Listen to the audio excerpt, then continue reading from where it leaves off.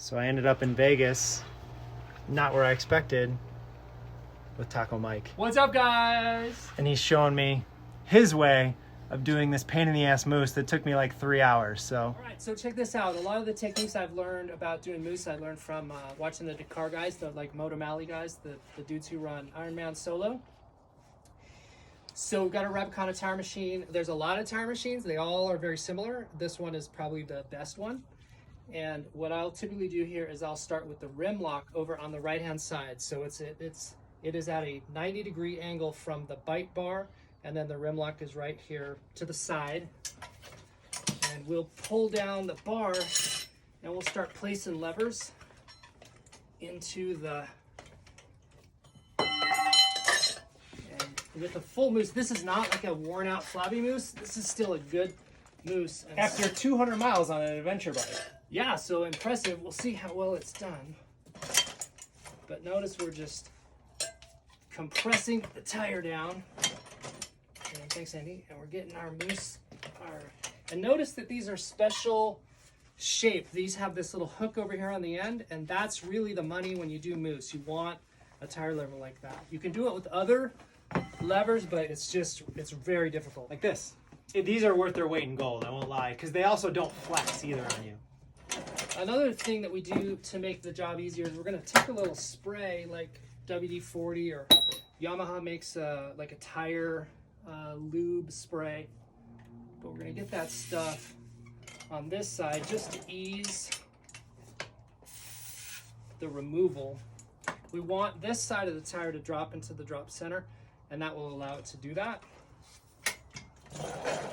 I like to pull the levers into myself, and I may even take a knee over here to just press down on that. Sometimes, if it doesn't, it's not worth stretching the tire, maybe cracking the beads in the tire. So we'll use this to help us get it down in there.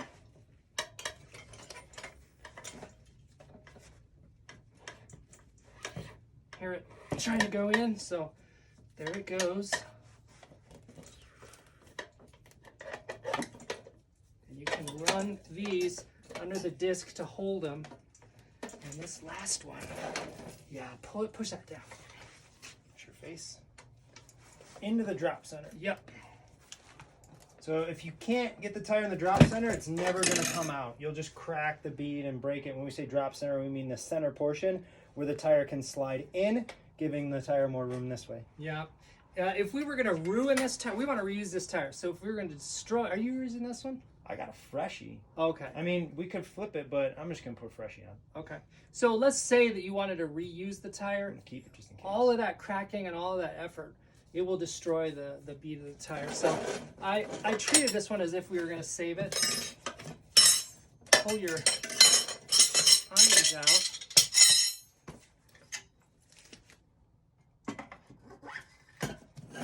Now you find where the tire is already coming off the rim, and then at this point we're going to take our Rabaconda and just shove it down.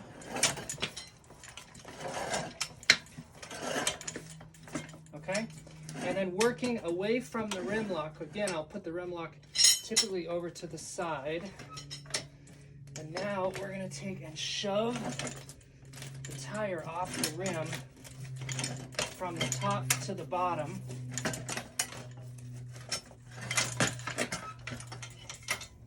Last step will be to just pull the other side over the rim lock, and it's off.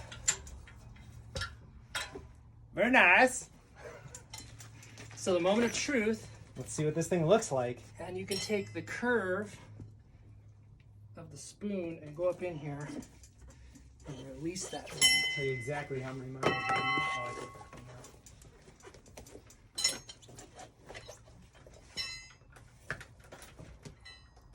So that doesn't look too bad. And it still feels like it's got a lot of body left to it. So super reusable. Yeah, 205 miles exactly on a 450-pound adventure bike. Yeah, with 20 minutes of highway, right? About 20, almost 30 minutes of highway probably, yeah. Okay, and you weren't going slow. You were going 65? I was trying to keep it between 50, but there were sometimes we hit 65. So yeah, we were moving. Okay. That's a reusable Mousse right there. Sweet. Cool. Here we are now. We've got the old Mousse out, new tire. I want to do a test fit and just make a determination as to whether or not we need to do a slice and add any more sections. So here's a pro tip. When you have a Mousse that still has good body and usable life left in it, you can slice it and then throw a donor piece of Mousse into it to like plump out the void. Definitely not as full as it was when I first got it, but it's still pretty full. Yeah, I think I'm okay with it, just sort of as is. Yeah, it's definitely not. You can see right here where it collapsed a little. Like where it was totally round before, Right. and there's like a rib here Yep. that conforms to the way the wheel shape is. Yep. And you can see how it sucked down because this is artificially large. My rim is way narrower. Yeah. So when I put this in, it's gonna sit like that. Yep. So we don't need to do it on this one, but to go back to that little technique, if you had a situation where this wasn't filling out the tire right, you just slice it with a knife anywhere and then throw in a donor piece, sometimes 6, 8, 10 inches, and that will then sort of plump back out the old Mousse and you get another run out of it. Make sure that you very carefully lube up, put a lot of lube on the facing surfaces where all the donor section comes together. That's super critical, super important. Now, how would you know what's enough room and what's too much room? Yeah, so it would be like the Mousse wouldn't be touching the bottom of the tire. The Mousse would be shrunk to a point where it would be like play up and down like yes, a crank. Yes, there would be like a lifted section here where the Mousse wasn't touching the bottom of the tire. But it's not moving. And up or down. you're okay. So it's like when you take a conrod and you move it up and down looking for the play in a conrod and a crank. This is fine, and so we don't have to do that. But now, since we've determined that we're good to go, we're going to pull this out and then lube it. Cool. We're taking our Mousse lube, we're going to spooge that stuff in there, and on a rear, we do this on the front too, especially on the rear. See how it's starting to drop off? When it's a little cold and you put that in there, it may not stick. So, Oh, yeah. I need that. Yeah. So what I'll typically do, Andy, is I will just work on like one section at a time. And Okay. so I've done what you'll do there, and then I just start painting the inside of the tire. Pay special attention to the sidewall. Coat that thing really, really well. You just want full coverage everywhere inside there. And the Mousse are on the rear, very specifically and especially. You can't have enough lube in there. There's no such thing as too much Mousse lube on a rear, especially. I need that. The more you put the more you put in there, the better. Do you have a preferred brand that you like? They're all the same. They're all silicone based. Okay. I will tell you that So does KY work? anything that is silicone based, sure. I can't even imagine how expensive that would be. Buying that retail at Target, right? But you could probably buy it in 55-gallon drums. Jason Strong down in Baja, he's the guy who runs the Baja Oasis. When he does his Mousse, if he can't get a hold of proper lube, he will use Lard, Mexican grocery store Lard from the Bodega, and it works. But there's no longevity, like there's no real heat benefit and durability to that. So I don't use tire paste. Tire paste is a glycerin-based soap product. And the glycerin with some heat cycles will start to solidify, and it'll eventually turn into glue.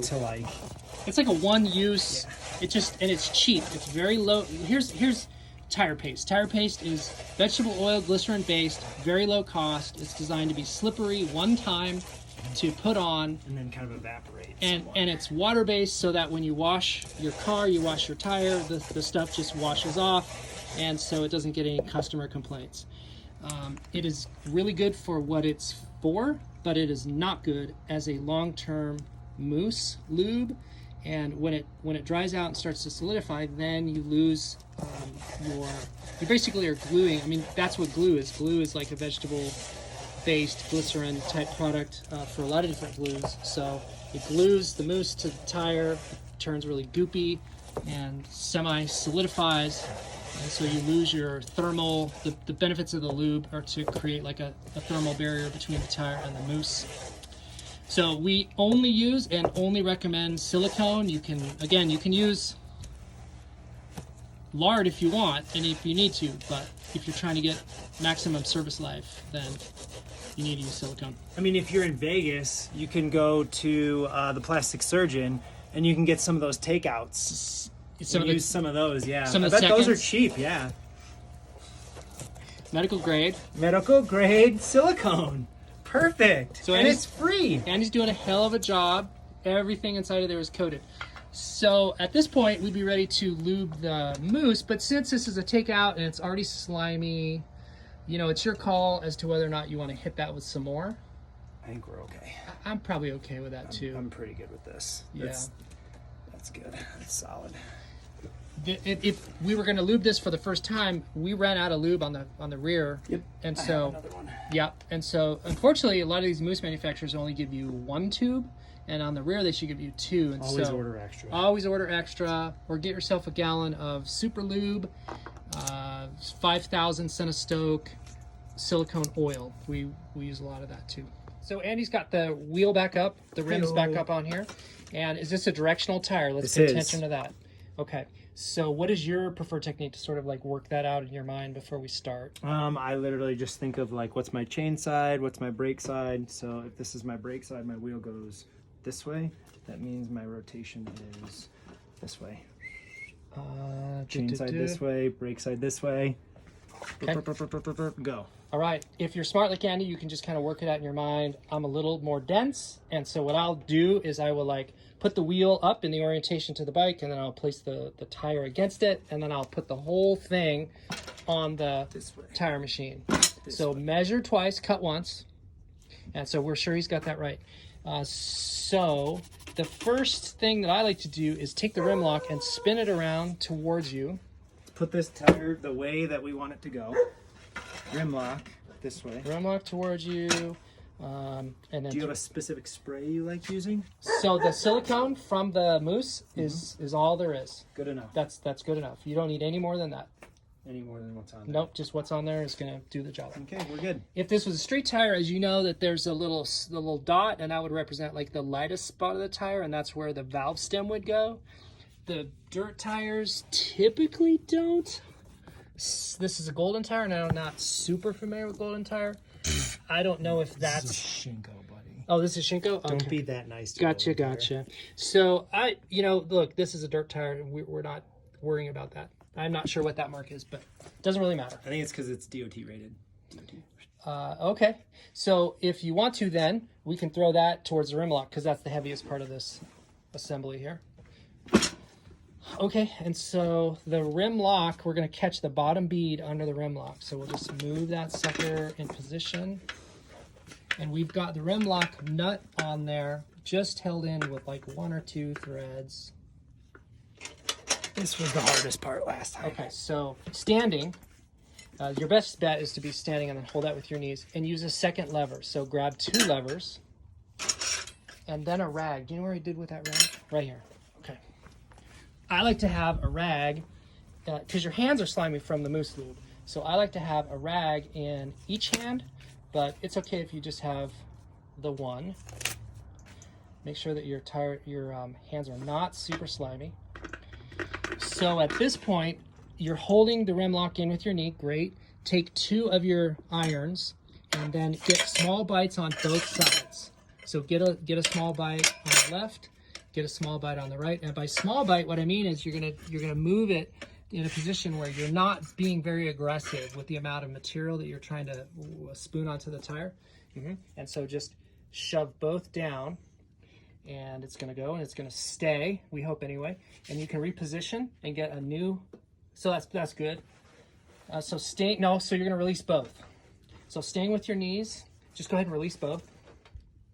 And reposition to a new spot. Taking a next little baby bite. Some guys will do this with 1, and they're heroes. I'm not that good, and so I use 2, and I just do exactly what Andy's doing here. Push those things apart from each other.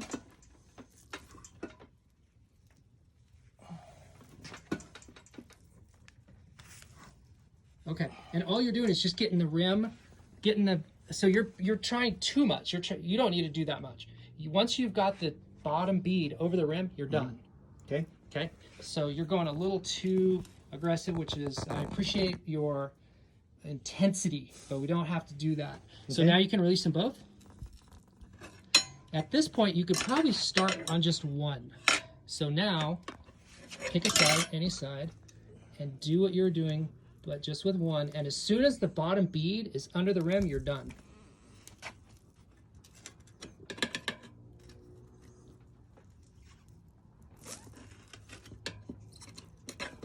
And the trick here is small bites. Pigs get fat, hogs get slaughtered. And just with one, Andy. So get that second one out of there. We don't need two. Do that? No, we just I always walk it like that. And then I use that to get that one in, and then walk it. I think you're overcomplicating it when you have two. But you think? I'm interested in learning. It's easier for me. Okay. And then I can get that one in, and when that one's lined up, then that one takes over, and then I can swap. Look at this. Andy's showing me something new. And then I can take this one and back that off, and then put that one on. And then take that one, back that off. Look at this. The teacher becomes a student. Put that one on. This is where it gets tricky. Hang on, you got way too big of a bite there. Yep. Whoop, and now we lost it. I lost it. Okay, Andy, let me give it a try. Okay. Maybe. This is easier than it was when I first did it, because when I first did it, it was so plush that I didn't even get that far. It was so full. It was so hard. Okay. So here's what I do. I take two and I just it's the letting it off that throws me off, because you're like letting it relax, and in my mind I need to keep it down so I don't lose what I've got. Because every time you let up, it slides off, and then in my mind, I'm like, shoot, I just wasted my time. It can. That's why I like the two method. But you're cracking at it.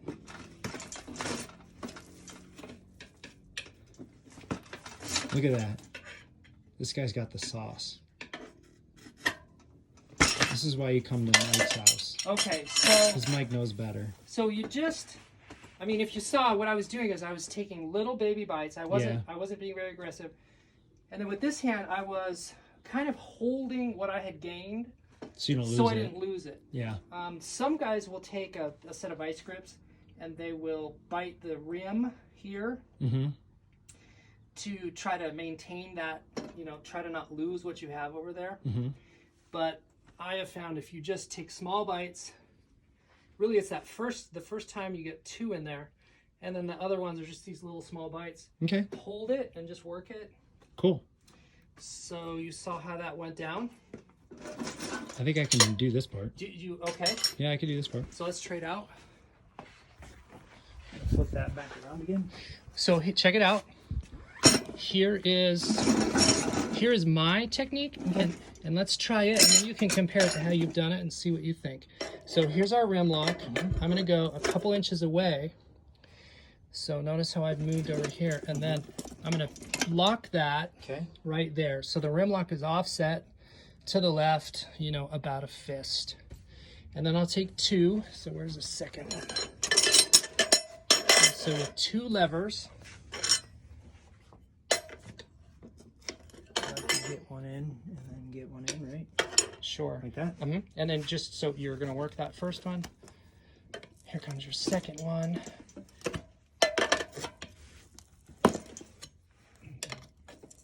Okay, now he's in Fat City. Look at this. This is so much easier than it was when I first did it. Holy cow. That mousse is so much softer. Okay, at about this point, this is where it gets super dangerous. And Andy, for the win, is using the right technique. What he's doing here is he's pushing the opposite side into the drop center. Use another lever. Okay, and he's going to hold that with his knee. That's fine. So you hear a crunch? We don't want to hear any tire flex sound. If your tire is squawking and creaking at you, you are doing something wrong and you have to stop immediately. What I would do is I would reposition. I would take this one and move it over a little more because you want to be at 180 degree. opposite of where you're working. So he's got that dropped in. Sometimes Now at this point, you probably don't need to hold that with your knee. Okay. So you could relax that. And as an experiment, let's just do that. So I just, always worry about it hitting me in the face. yep, so just take it out. So just get rid of it. It looks like it's in the drop center because you can see the letters Once it's shifted. in, it stays in. Now, do you notice how quiet the tire is as it's going on? It's not creaking and squawking. Sometimes I back it off a little to get this in, Right. and then re get that in, and that helps a lot. Yes. And so right now is about as far as we need to go. Okay, so we're gonna stop. Okay. And let me hand you this. Okay. And here's our final little section. So we need to get the rim lock, Yeah, this part sucks. but I'm gonna show you this really cool thing. So we need to get the rim lock out of the way. I'm gonna do one more little baby bite. Two things, and you showed this really well. If I want to get this in there, I could sit here and try to scratch the rim, or I rim. can just release. I'm gonna use the disc here as a little bit of a lever to, I'm pushing sort of. Just really lightly. I'm just pushing lightly. I don't want to bend that. I don't want to scratch the rim. So if I just put a little bit of downward pressure on here, it'll move the tire up and pop in. So I'm going to get just this last little section. Now, here's the cool thing. Because these are curved like this, and they have a little lip on there, you can put this on your ledge down here and push in. Oh, money. That's what I was trying to figure out last You time. can push that in, and then now take your Rabaconda here, Be careful not to push hard because you could stab the tire with those. Those are sharp. and we're in and we're done. That is the magic sauce. This is what you get when you come to Magic Mike. Ah, Magic Mike's Vegas time. so check out what we have discovered here. Because we have a Mousse that's got some time on, it's a little bit flabby, we don't have a good seat here. This tire hasn't gone out, unlike it has over here on this side. So Andy, because he's smart, did a cool thing. He took a tube and he cut out the valve stem, and then he's got this secured in here, so we can take this and throw some air in there. Yeah, baby. That's one way we could do this. Another way is we could just ride the bike, and once we get it to like 40 or 50 miles an hour, the centrifugal force of the tire is going to then come back in and seat that. Or I've seen guys, they will put the tire on their bike and they'll spin it, you know, they'll unweight the rear end of the bike, and then they'll, with the engine, they'll spin the tire, and that will also sort of act to centrifugally pull the tire out, and then it'll seat. So since we've got the air stem in here, let's just do that.